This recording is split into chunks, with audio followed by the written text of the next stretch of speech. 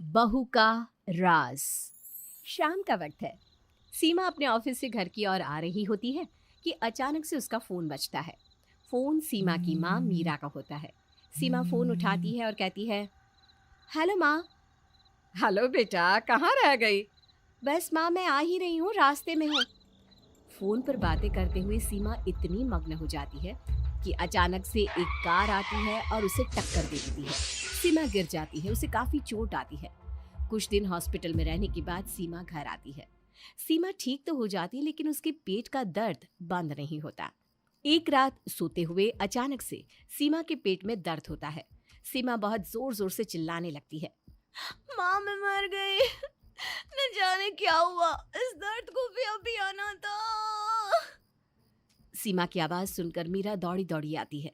क्या हुआ बेटा, क्यों चिल्ला रही हो?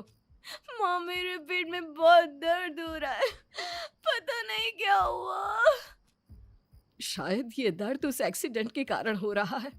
बेटा, कल जाकर चेकअप करवा लेंगे। वो तो मैं करवा लूंगी, लेकिन अभी इस दर्द का क्या करूँ माँ। रुक, मेरे पास एक पेन किलर टैबलेट है, मैं अभी लाती हूँ। मीरा पेन किलर लाकर सीमा को देती है। सीमा गोली खाकर सो जाती है। अगली सुबह जब सीमा डॉक्टर के पास जाती है, डॉक्टर कुछ टेस्ट करवाते हैं। सीमा डॉक्टर के कहे मुताबिक सारी जांच करवा लेती है। अगले दिन सारे रिपोर्ट्स लेकर डॉक्टर के पास जाती है। सीमा, तुम्हें कोई बीमारी नहीं, लेकिन एक परेशानी है। पर देखो, घबराना मत। क्या बात है डॉक्टर साहब, कोई बीमारी नहीं है तो मैं भला क्यों घबराऊंगी। मैंने तुम्हारे सारे टेस्ट करवाए हैं और रिपोर्ट में आया है कि तुम कभी माँ नहीं बन पाओगी। सीमा इस बात से चिंता में डूब जाती है। हॉस्पिटल से घर की ओर जाने लगती है कि अचानक उसका फोन बजता है। फोन मीरा का होता है। हेलो माँ। हाँ, मैं अस्पताल से निकली हूँ, घर ही आ रही हूँ। अच्छा ठीक है बेटा, जल्दी से घर आ जा। तेरे पापा के दोस्त ने एक रिश्ता बताया था और वो लोग आज ही देखने आ रहे हैं। इतना कहकर मीरा फोन काट देती है।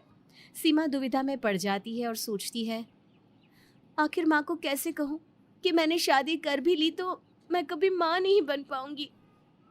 सोचते सोचते मीरा घर आती है। देखती है कि लड़के वाले आ गए हैं। वो जल्दी से तैयार होने लगती है कि अचानक से उसका पैर फिसल जाता है। सीमा गिरने ही वाली होती है कि राहुल उसे पकड़ लेता है। राहुल वही लड़का होता है जो उसे देखने आया है। उसे तो सीमा को देखते ही प्यार हो जाता है। कुछ दिन में दोनों की शादी हो जाती है। एक दिन सीमा अपनी सासू माँ कमलेश से कहती है, माँ जी, मुझे घर की बहुत याद आ रही है। मैं एक दो दिन के लिए माँ के पास जाना चाहती हूँ। हाँ बेटा, मैं समझ सकती हूँ। नई नई शादी है तो ऐसा लगता है। तुम जल्दी जल्दी एक दो बच्चे कर लो, फिर तुम्हारा मन लगने लगेगा। जल्दी से करो, हाँ बेटा। माँ जी, आप तो ऐसे कह रही हो जैसे बच्चे ऑनलाइन डाउनलोड हो जाते हैं। कर लूंगी, इतनी जल्दी क्या है, अभी अभी तो शादी हुई है। अरे बेटा, जल्दी तुझे नहीं पर मुझे तो है ना। कहीं तेरे बच्चे का मुंह देखे बिना भगवान के पास चली गई तो। माँ जी, आप ऐसा क्यों बोल रही हो? भगवान करे आपको मेरी भी उम्र लग जाए। तो बता बेटा, मुझे पोता या पोती का मुंह कब दिखाएगी? सीमा सोच में पड़ जाती है। उसे डॉक्टर की बात याद आ जाती है। थोड़ी देर सोचकर वो जवाब देती है, ठीक है माँ जी, मैं सोचूंगी इस बारे में। अगर हो सके तो इसी साल, हाँ बेटा। सीमा हाँ में सर हिला देती है। अब वो दिन रात यही सोचने में लग जाती है कि जब भी इस बच्चे की बात निकलेगी वो क्या जवाब देगी, कैसे छुटकारा पाए इस मुसीबत से। अगले दिन वो एक पंडित को पैसे देकर घर लाती है और अपनी सास से मिलवाती है। राम राम माता जी, कैसे हो? राम राम, आओ आओ पंडित जी, बड़े दिनों में आए हो। बहू, चाय तो ले आओ पंडित जी के लिए। पंडित जी, मेरे बेटी की शादी तो हो गई, लेकिन आप ही बहू को समझाओ कि बच्चा जल्दी कर ले। हम भी तो बच्चों के साथ खेले, इस घर के आंगन में भी बच्चे की किलकारियां गूंजे। पंडित जी थोड़ी देर कुछ सोचते हैं, कुछ पढ़ते हैं और फिर कहते हैं, अब बच्चे की जिद ना करें। बहू की कुंडली के अनुसार अगर बच्चा हुआ तो माँ और बच्चे दोनों को खतरा है और आपके बेटे को भी बड़ा नुकसान हो सकता है।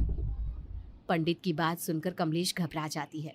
इतने में सीमा चाय लेकर आती है और कहती है, क्या हुआ माँ जी, क्या सोच रही हो? और इतना घबराई हुई क्यों हूँ? सासू माँ बिल्कुल शांत रहती है, अपनी बहू की ओर दया की नज़रों से देखती रहती है। कुछ ही देर में पंडित जी चले जाते हैं। ऐसे ही कई दिन बीत जाते हैं और कमलेश अब सीमा से कुछ नहीं कहती। पर बेचारी कब तक शांत रहती। एक दिन उसकी तबीयत अचानक खराब हो जाती है।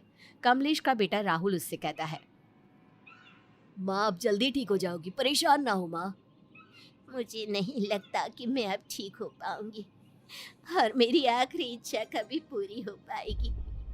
बीमारी की हालत में कमलेश बहुत चिड़चिड़ी हो जाती है। वो सीमा को बहुत उल्टा सीधा कहने लगती है, पर सीमा कमलेश की बहुत सेवा करती। वो अपनी सास की बातों का बिल्कुल बुरा नहीं मानती। एक दिन वो अपनी सास से कहती है, माँ जी आज मैं डॉक्टर के पास गई थी। अच्छा जल्दी बता, क्या कहा डॉक्टर ने? कब सुनाएगी मुझे खुशखबरी?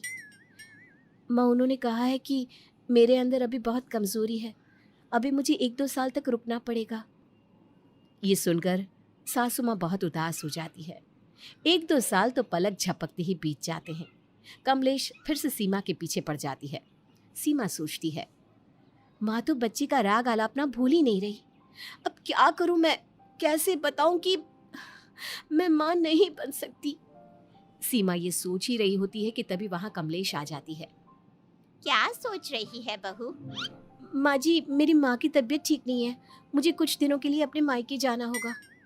सीमा झूठ बोलकर अपने मायके चली जाती है और काफी समय वहां रहकर घर आती है।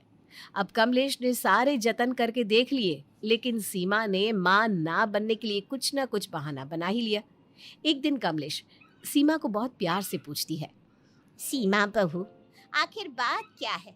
जब भी मैं तुम्हें माँ बनने के लिए बोलती हूँ तुम कुछ न कुछ बहाना बना देती हो, कभी कुछ तो कभी कुछ। जवाब तो दे देती हो, लेकिन आज मुझे सच सच बता दो। देखो आज अगर तुमने मुझे सब कुछ बता दिया तो तुम्हें बार बार झूठ नहीं बोलना पड़ेगा और मेरी भी दादी बनने की उम्मीद खत्म हो जाएगी। माँ मैं आपको दुखी नहीं करना चाहती, लेकिन सच ये है कि मैं कभी माँ नहीं बन सकती। मेरा एक एक्सीडेंट हो गया था, ये बात मेरे घर वालों को भी नहीं पता, लेकिन राहुल जी को मैं बहुत पसंद करने लगी थी और वो मुझे, इसलिए मैं शादी के लिए मना नहीं कर पाई। कमलेश को ये सुनकर बहुत दुख हुआ। उसने किसी तरह अपने आप को संभाल लिया। ये बात राहुल को भी पता चल गई। एक दिन कमलेश ने राहुल से कहा, बेटा राहुल एक बात कहूँ तो मानेगा? हाँ हाँ माँ बोलो ना, बिल्कुल मानूंगा। तेरी बीवी सीमा कभी माँ नहीं बन सकती और मुझे इस घर में एक बच्चा चाहिए, तो क्यों ना हम एक बच्चा गोद ले ले। बेचारी सीमा का भी मन लगा रहेगा और मेरा भी। माँ मैं तो बहुत दिनों से आपसे यही बात करना चाहता था, आपने तो मेरे मन की बात छीन ली। मैं आज ही इसके बारे में पता करवाता हूँ।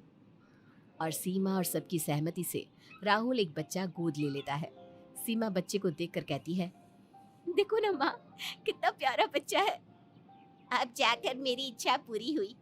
अब मुझे भगवान अपने पास बुला लेना तो भी कोई गम नहीं। नहीं माँ जी, अभी तो इस बच्चे को बड़ा करने में आपको मुझे मदद करनी है। अभी आप कैसे जा सकती हैं? पगली। इस तरह उस बच्ची को पाकर कमलेश का परिवार पूरा हो गया और तीनों मिलकर उस बच्ची की अच्छे से परवरिश करने लगे।